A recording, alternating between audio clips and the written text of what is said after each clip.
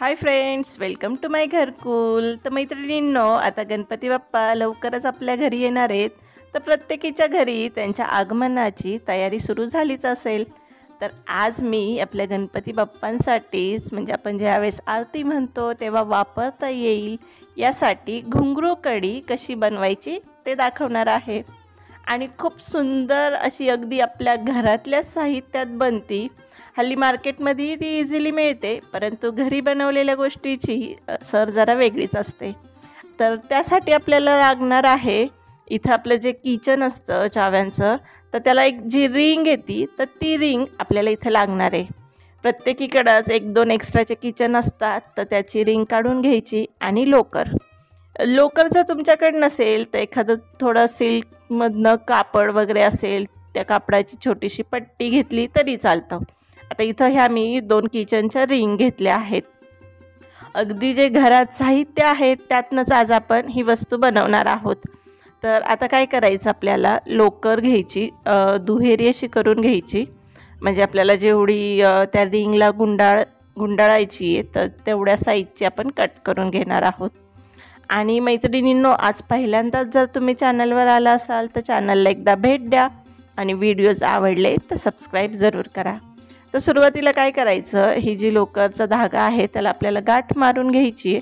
म्हणजे कसं होतं, आपण ज्यावेळेस याला सगळी ती पीळ मारतो, कोट करतो, त्यावेळेस ती सुटत नाही किंवा सैल होत नाही। तर अशी गाठ मारून घ्यायची आणि पूर्ण रिंगला आपल्याला ही लोकर अशी गुंडाळून घ्यायची आहे। आणि गुंडाळताना थोडंसं असं टाईटमध्येच करून गुंडाळायची, म्हणजे ती व्यवस्थित पॅक बसते। सैल राहिली तर नंतर ती थोडीशी लूज होती आणि पूर्ण पुढचं जे आपण लोकर गुंडाळलेली असती तर ती निघूही शकते आणि सैल दिसते। म्हणून एक एक आपण ज्यावेळेस गुंडाळतो त्यावेळेस ती एकदम फिट अशी गुंडाळून घ्यायची।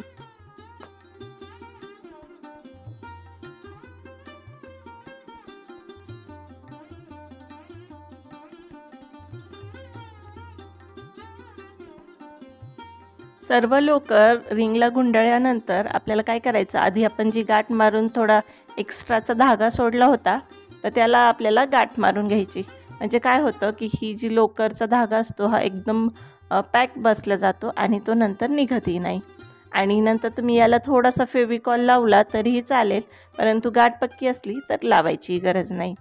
तर ह्या अशा पद्धतीने आपल्याला याला गाठ मारून घ्यायची आहे। एक्स्ट्राचा धागा असेल तो आपण कापून घेणार आहोत। तर इथं आपली ही जी अशी लोकर गुंडाळलेली रिंग तयार झाली आहे, तर अशीच आपण अजून एक करणार आहोत।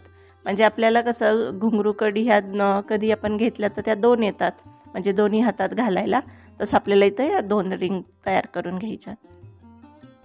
आता आपल्याला घुंगरू कढी करतोय म्हणून घुंगरू तर लागतीलच। तर माझ्याकडं एक किचन होतं, पूर्वी पहा असं किचनला असे खूप छान घुंगरू यायचे, तर त्याचेच हे घुंगरू मी ठेवलेले होते, तेच आज आपण याला वापरणार आहोत।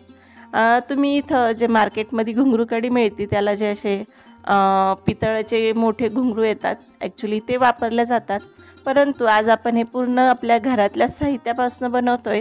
तर हे असे घुंगरं तुम्ही बघा आर्ट क्राफ्ट किंवा लहान मुलांच्या खेळण्यांमध्ये पण तर आपल्या घरी हे इझिली आपल्याला भेटून जातात, तर तेच आपल्याला इथं वापरायचे आहेत। साधारण मी इथं 4 ते 5 घुंगरू वापरणार आहेत, तुमच्याकडे जसे असतील, कारण हे जरी थोडे जरी असले तरी ह्याचा आवाज खूप छान येतो।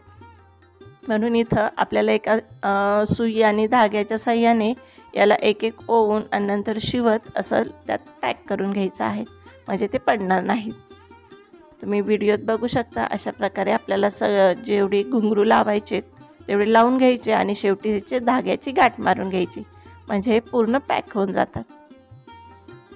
तर घुंगरू लावल्यानंतर इथं इझिली आणि खूप साध्या सोप्या पद्धतीने आपली घुंगरू कढी तयार झाली आहे। तर दुसऱ्या कढीला पण आपण असेच घुंगरू लावून घेतलेत आणि तुम्ही पाहू शकता अगदी खूप कमी साहित्यात 10-1 मिनिटातच हे तयार झालं आहे। आणि अशा पद्धतीने तुम्ही बोटात घालून आरतीच्या वेळेस याला यूज करू शकता आणि खरंच खूप सुंदर याचा आवाज येतो।